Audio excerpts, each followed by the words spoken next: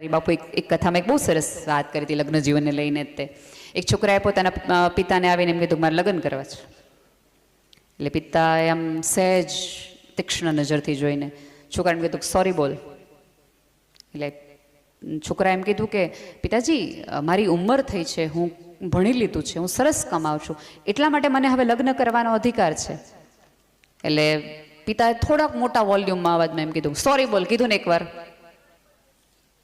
એટલે દીકરાએ પાછું એમ કીધું મેં એમાં શું ખોટું કીધું, તમારે મને પરણાવવાનો જ હતો ને, પણ હવે હું કહું છું કે મારે લગ્ન કરવા છે, હું લગ્ન માટે મેન્ટલી પ્રિપેર છું, મારે બસ. પાછું પિતાએ કીધું એકવાર કીધું કે સોરી બોલ એટલે સોરી બોલ. એ દીકરો અકળાઈ ગયો, કંટાળીને પોતાના પિતાને એમ કીધું કે મારામાં સહેજ પણ વાંક નથી, મેં એવું કાંઈ જ ખોટું નથી કીધું કે જે મારે ન કહેવું જોઈએ, મારા કોઈ અવાજમાં મારો ટોન એવો ઊંચો નથી, મેં એક પણ પ્રકારનો તમારું અપમાન નથી કર્યું, પણ તેમ છતાં તમને એમ લાગતું હોય તો સોરી પપ્પા. તો પપ્પાએ કીધું હવે તું લગ્ન માટે તૈયાર છું.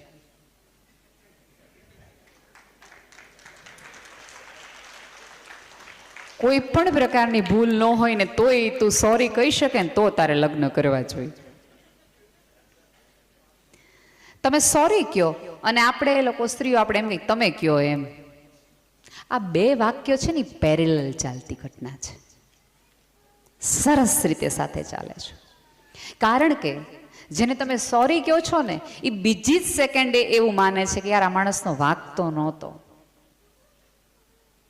અને પછી જોજો તમારા સોરી પછી તમને સરસ મજાની થાળી મળે છે અને તમે એવું માનો છો કે સોરી કીધું એટલે તમને જમવાની થાળી મળે છે, પણ ના મારા મિત્રો, તમને એ સ્ત્રીના ગિલ્ટના આધારે સરસ જમવાનું મળે છે કે મારી ભૂલ થઈ ગઈ યાર, મેં તને સોરી કેવડાવ્યું. રિયલાઇઝેશન બંને પક્ષે હોય ને તો એની મજા હોય, પણ આપણે ત્યાં એ છે કે રિયલાઇઝેશન હંમેશા એક પક્ષે હોય છે. જે સંબંધમાં સમજ શક્તિને બદલે સહન શક્તિ માત્ર રહે ને એ સંબંધ ખોટા ટ્રેકે છે.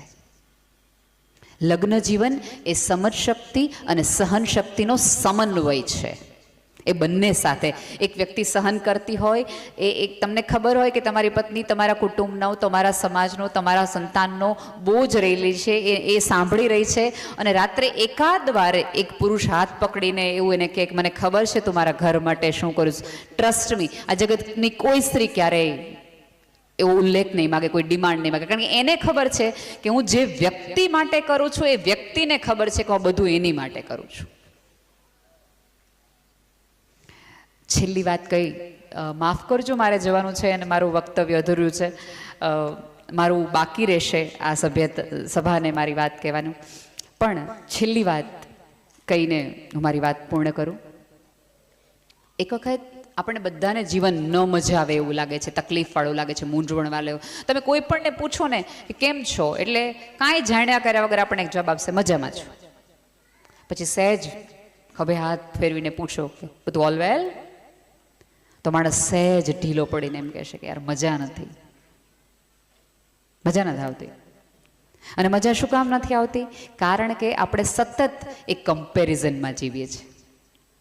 આપણે જ્યારે જ્યારે સોશિયલ મીડિયા જોઈએ છીએ ને ત્યારે બંધ કરતી વખતે આપણે એક અફસોસ લઈએ છીએ, આ વખતે વિદેશ જઈ આવ્યા અને આપણે ઘરે લપ થવાની છે, આ વખતે આણે વેલેન્ટાઇન ડેની ઉપર એની વાઈફને સોલિટર આપી ને આપણે તકલીફ થવાની છે. એકબીજાની કમ્પેરિઝન જોઈને આપણે દુઃખી અને પીડામાં આવીએ. જ્યારે જ્યારે સોશિયલ મીડિયા ઓપન કરીએ ત્યારે આપણને એમ જ થાય છે કે જગત આખું સુખી છે ને દુઃખ મારા ભાગે જ આવ્યું છે. બધા ફરે છે ને મારે રસોડામાં રહેવું પડે છે, બધાને સફળતા મળે મારે જ આ શેર બજારમાં ખોટ જાય છે. એક વખત એક ગુરુએ બેઠા હતા ધ્યાનમાં અને એક શિષ્ય અકળાઈને પોતાના ગુરુ પાસે આવે છે ને એવું પૂછે છે કે મને જીવનમાં જરાય મજા નથી આવતી, મને એમ થાય છે કે હું આત્મહત્યા કરી લઉં, ને મને એમ થાય છે કે અમારા આટલા કામ પછી મને તમામ પ્રકારની નિષ્ફળતાઓ મળે છે, મારે જીવવું જ નથી.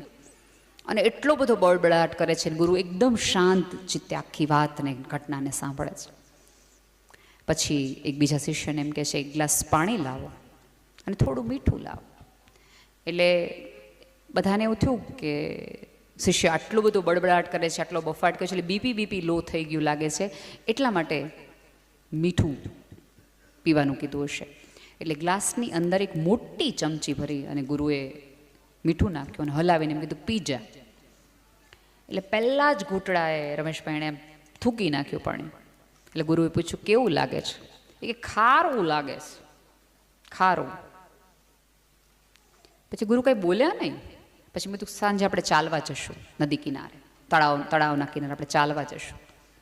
ફરીવાર શિષ્યએ બડબડાટ શરૂ કર્યું, તમે મારું સાંભળ્યું નહીં, તમે મને કોઈ ઉકેલ ન આપે, તમને ખબર છે કે મને જીવન મજા નથી આવતી ને જીવનમાં એકલા કડવાશના જ અનુભવ છે, ખોટા જ અનુભવો થાય છે, કાંઈ મજા જ નથી લાઈફની અંદર. એટલે ગુરુ હાથ પકડી અને બીજા શિષ્યને એમ કહે છે કે ઓલી ગુણ મેં તમને કીધી હતી નહીં લઈ આવો.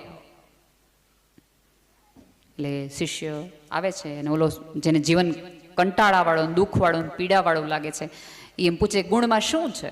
તો કે ગુણમાં મીઠું છે.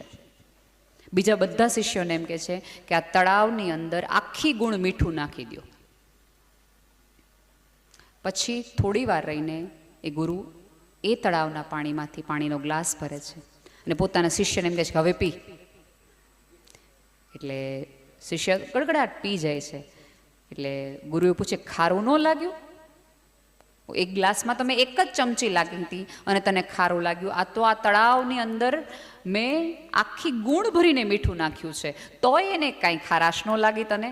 એટલે શિષ્ય એક જ વખત કીધું કે પણ ઓલું પાત્ર નાનું હતું અને આ તળાવની તો પાત્રતા, એનો વિસ્તાર કેટલો બધો મોટો છે, એટલે ગમે એટલું મીઠું નાખશો તોય વાંધો નહીં આવે. એટલે ગુરુએ પોતાના શિષ્યને ખભે હાથ મૂકીને એમ કીધું કે દોસ્ત, તારી પાત્રતાનો વિસ્તાર વધારીશ ને તો જીવનની ગમે એવી તકલીફ, મૂંઝવણ અને પીડા આવશે તો તને જીવન ખારાશ નહીં લાગે. આ ભાગવત રમેશભાઈ અને કૈલાસબેને કરેલા પ્રયત્ન એ ક્યાંક ને ક્યાંક મારો અને તમારાના પાત્રતાનો વિસ્તાર વધારવાની ઘટના છે. જેટલું પોળું એટલી ખારાશ એને સમાવી શકે. સાહેબ, શોષી લેવું, સંકોચાઈ જવું, એ બધું શોષી, આખી બ્લેક હોલની થિયરી જ આ માનવ હૃદયની છે. જગત આખાનું શોષી લેશો તો તમે જગતને કંઈક કશુંક આપી શકશો. પ્રેમ હોય, લાગણી હોય, સમજ હોય, સંવેદના હોય, દિલ ખોલીને આપો. તમારી પાસે આપવા જેવું એક જ વસ્તુ છે, એ પ્રેમ છે.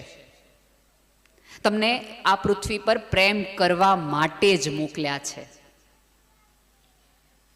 પણ હું ને તમે એ પ્રેમની સાથે કાવા દાવા, વિવાદ, સંવાદ નહીં, પણ જુદી જુદી વાત લઈને આવ્યા. એટલા માટે આપણી ગમતી પત્ની કે ગમતો પતિ થોડા વર્ષો પછી આપણને કકડાટનું સેન્ટર લાગે છે.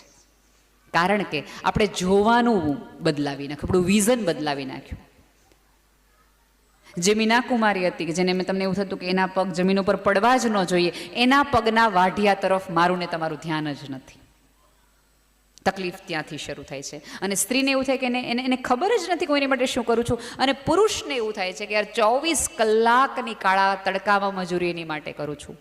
એસી ઓફિસમાં બેસો એનો અર્થ એવો નથી કે મગજમારી ઓછી હોય છે, સરખી જ હોય છે. આ સરખાપણું જુદું થઈ જાય છે, એટલા માટે ક્યાંક ને ક્યાંક જુદું પડાય છે. ફરીવાર માફી માગું છું, મારે જવું પડે એવું છે.